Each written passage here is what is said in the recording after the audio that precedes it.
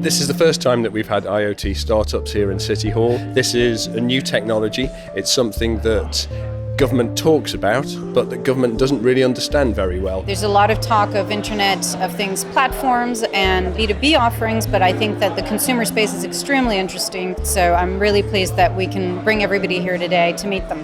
Business and design communities are so separate, and that shouldn't be the case. So it's great to have kind of like creative communities in venues like this. When you're working on projects like this, it can sometimes be really difficult to see what the state of the industry is and see how much excitement and enthusiasm there is around what's happening in IoT at the moment. That's what the community has always been about for me, is organizing a place and a time and an audience for people who needed it. There's a burgeoning hardware renaissance in London that's a really great scene to be a part of.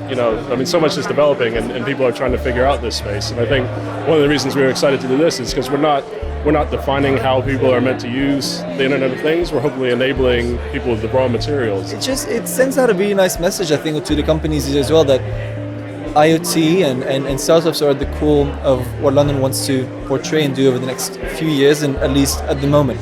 It feels very good to be here. This event has put IoT London on the map. It's really given it the prestige that it needs to have. There is plenty of infrastructure here in London. There are plenty of assets here in London. But critically important is that we can use technology like the Internet of Things to stretch those assets, to sweat those assets that we currently have, so that we get best value out of them.